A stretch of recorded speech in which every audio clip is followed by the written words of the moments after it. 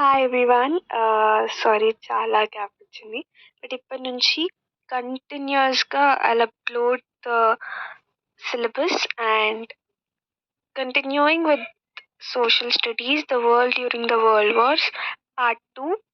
So first నేను just క్విక్గా intro చెప్పేస్తా. మనం వరల్డ్ వార్కి రీజన్స్ చూసాం కదా పార్ట్ 1లో. అగ్రెసివ్ నేషనలిజం, ఇంపీరియలిజం, ఇంకా secret alliances, two groups form అయ్యాయి, triple alliance and triple entity.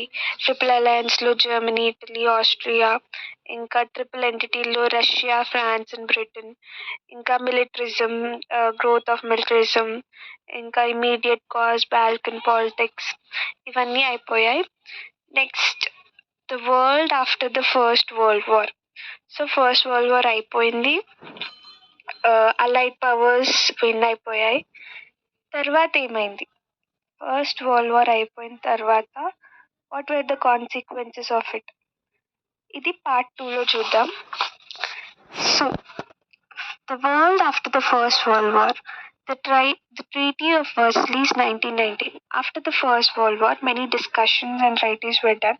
Treaties అంటే it's a type of agreements or చేసుకుంటారు కదా, that అగ్రిమెంట్ సైన్ చేయడం, పీస్ నెగోషియేషన్ చేసుకోవడం, వీటిని ట్రైటీస్ అంటారు. Britain and in three allies imposed the terms and conditions of the treaty on the defeated powers. So Britain, Russia and France. Russia మధ్యలో వెళ్ళిపోయింది, Russia ప్లేస్లో US వచ్చింది. సో ఇవి allied powers win అయ్యాయి first world వార్లో. So ఇవి ఓడిపోయిన countries పైన కొన్ని conditions, it's kind of punishment లాగా కొన్ని ఇంపోజ్ చేస్తుంది అనమాట. సో ఏమేం చేసింది? impose the terms and conditions of the treaty on the defeated powers. The Austro-Hungarian and the Ottoman empires were dissolved and broken up into small nation states.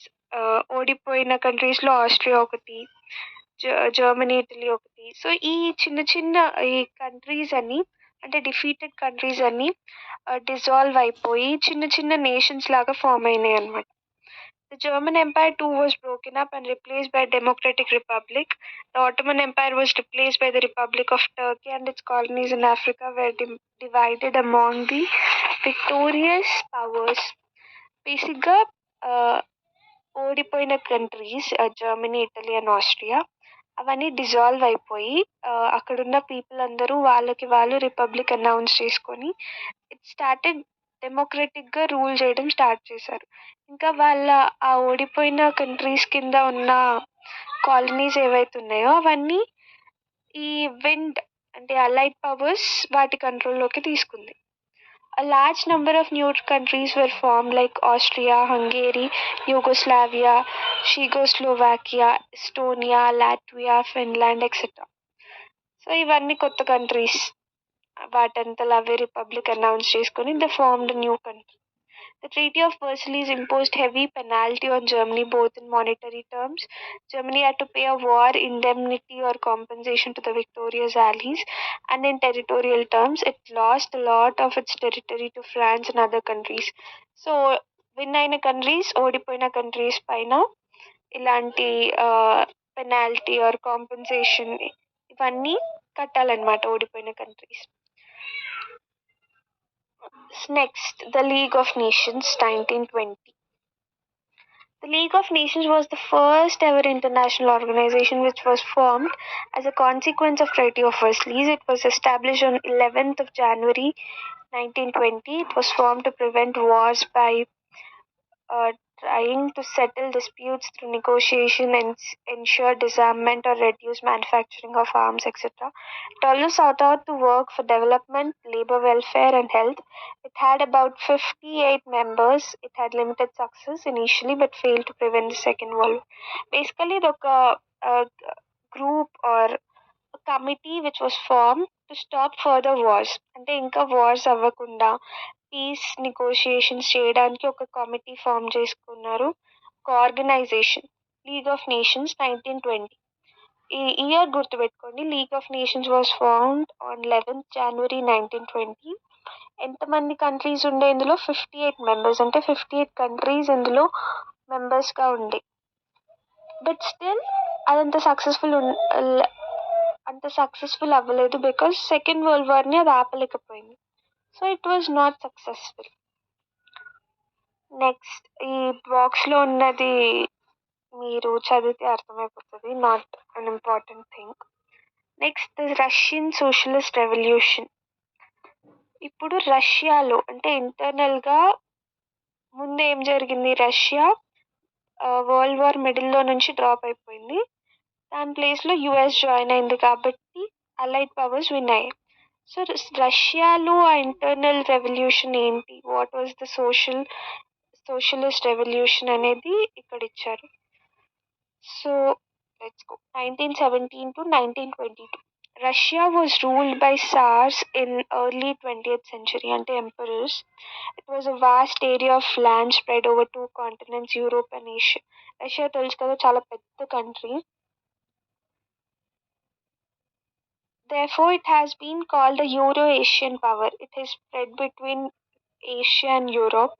So, it had the third largest population in the world, that is 156 million after China and India. It comprised of several nations like Russia, Ukraine, Uzbekistan, Kazakhstan, Tajikistan, Turkmenistan, etc. The livelihood of most Russians came from agriculture. Often there were struggles between peasants and feudal lords for control over land. The feudal lords owned most of the lands and most peasants paid rent for the land they tilled. Feudal lords అంటే బేసిక్గా land owners అన్నమాట. ఎవరి దగ్గర అయితే land ఉండదో లేదా poor farmers ఉంటారో వాళ్ళకి రెంట్కి ఇస్తారు, వాళ్ళని పెజెంట్స్ అంటారు. ఆ ఫార్మర్స్కి రెంట్కి ఇచ్చి వీళ్ళు కమిషన్ అంటే మనీ తీసుకుంటారు, రెంట్ లాగా కమిషన్ లాగా వీళ్ళు మనీ తీసుకుంటారు అనమాట. So most of the land అనేది కొంతమంది ఏమంటారు రిచ్ లార్డ్స్ దగ్గర ఉండేది, వీళ్ళు రెంట్కి ఇచ్చేవాళ్ళు ఫార్మర్స్కి, poor ఫార్మర్స్కి.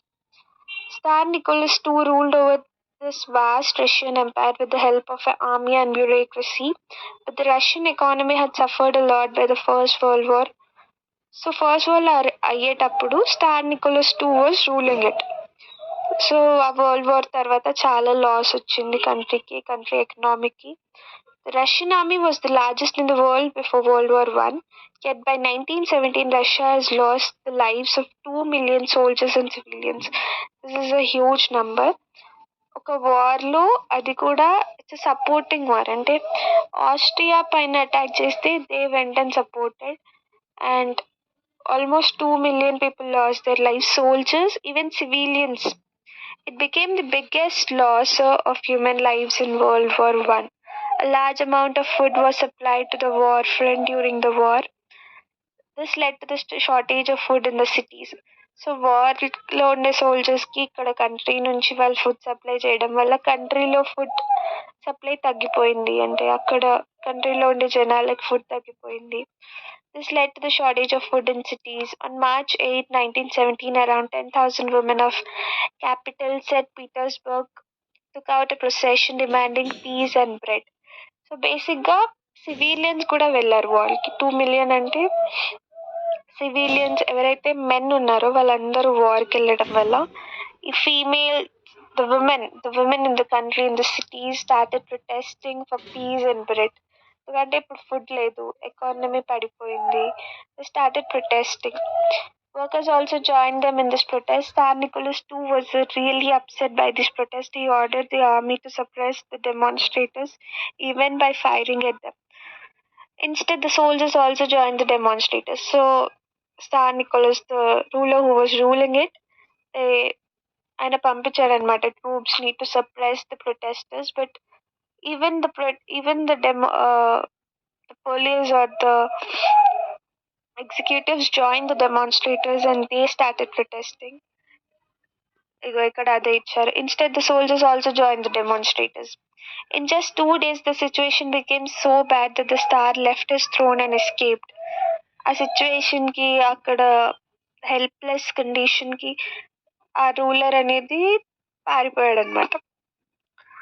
Russians made a provisional government. This was the first Russian Revolution of 1917 and it was called the March Revolution. The date's important. March Revolution 1917. First revolution, that is the March Revolution. It happened in 1917. A bigger revolution took place later in October 1917 and it was not spontaneous. The liberals aristocrats ruled Russia after the abdication of Tsar. Abdication అంటే he escaped, అంటే ఆ throne వదిలేసి ఆయన పారిపోయాడు కాబట్టి దాని తర్వాత ఎవరైతే చదువుకున్న వాళ్ళు కొంచెం నాలెడ్జ్ ఉన్న వాళ్ళు అనేది మొత్తం రూల్ చేయడం స్టార్ట్ చేశారనమాట. They decided to continue the war to save the honor of Russia.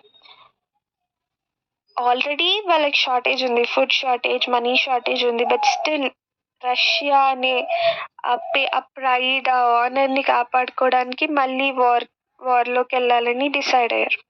The common people were tired of the military action and economic shortage and didn't want the war. So బేసిక్గా liberals ఎవరైతే వాళ్ళు ఉన్నారో అంటే who wanted to rule the country, they wanted to participate in the war for the honor. ఆ proud కోసం, ఆ pride కోసం వాళ్ళు మళ్ళీ వార్లో పార్టిసిపేట్ చేద్దాం అనుకున్నారు. But the common people were tired of it, అంటే వాళ్ళకి ఇంట్రెస్ట్ లేదు, బికాస్ మళ్ళీ ఫుడ్ షార్టేజ్ వస్తుంది, మళ్ళీ చాలా మంది చనిపోతారు కదా. The common people were tired of the military action and economic shortage and didn't want the war. They began organizing themselves in councils which were called Soviets. So illa Soviet group అనేది form అయిందనమాట. These Soviets of soldiers, industrial workers and people in rural areas were united by a group of Russian Communist Party called Bolsheviks. So ఇలా common people అందరూ కలిసి ఒక group are ఒక party form అయింది. That is Russian Communist Party called Bolsheviks. These groups represented the common people's power. ఇది చాలా famous party, Russian communist party అనేది. చాలా మంది ఇండియన్ లీడర్స్ కూడా ఈ పార్టీ నుండి ఇన్స్పైర్ అయిన వాళ్ళు చాలా మంది ఉన్నారు. Even many Indian leaders. Vladimir Lenin was the leader of the Bolsheviks and a party, Russian Communist Party ki in a leader. Bolsheviks were able to get the support of Soviets because they demanded for immediate and unconditional peace. They also demanded that all the land should be nationalized and redistributed to the peasants. Bolsheviks wanted control over prices and nationalism of all factories and banks. So these were the conditions and demands they had. Common పీపుల్కి ఏం కావాలో అవన్నీ they demanded. Unconditional peace, redistribution of the land and control over the prices and nationalization of all factories. అంటే కొంతమంది చేతిలోనే ఉండకుండా they wanted republic, డెమోక్రటిక్గా ఉండాలి ఈ కంట్రీ అని they demanded.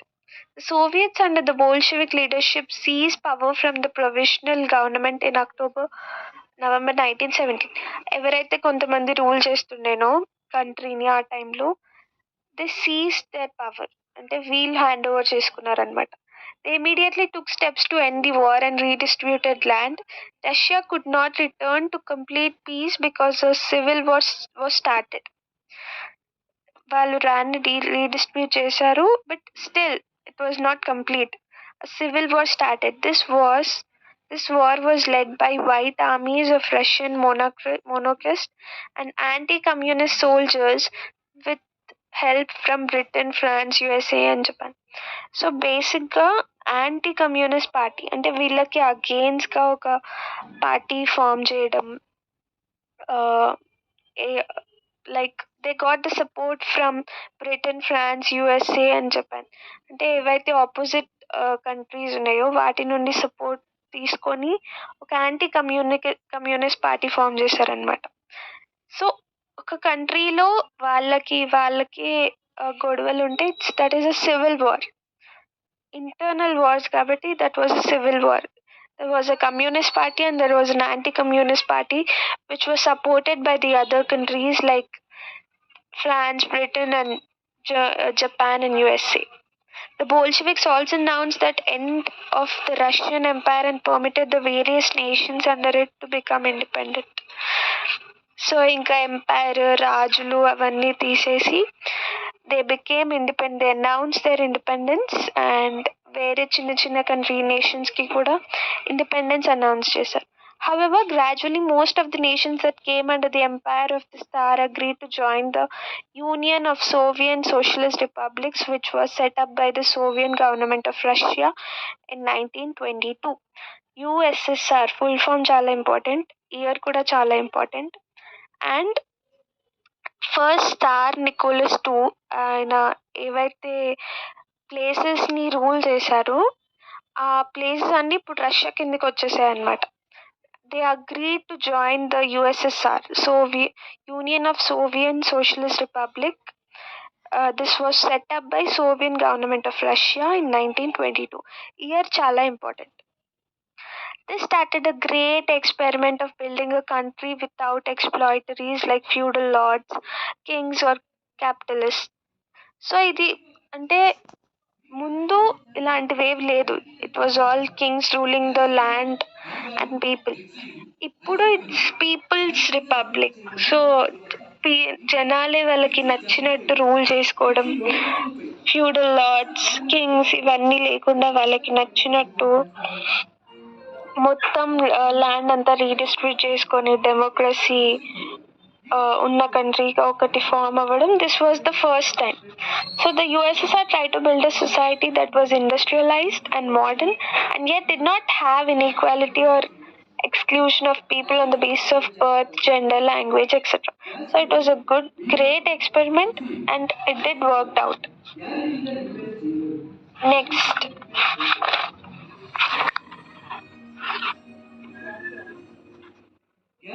Next, rise of Stalin.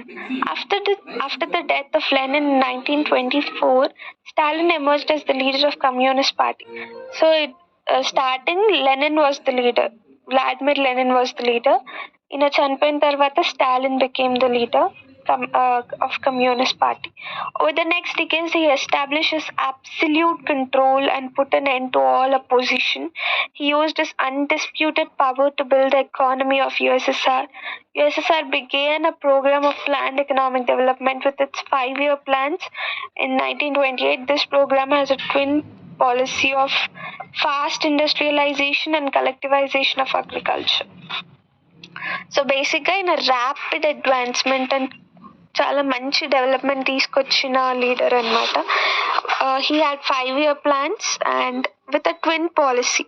What was that policy అంటే fast industrialisation and cultivation of agriculture. ఇది important. What was the twin policy of Stalin అని క్వశ్చన్ రావచ్చు.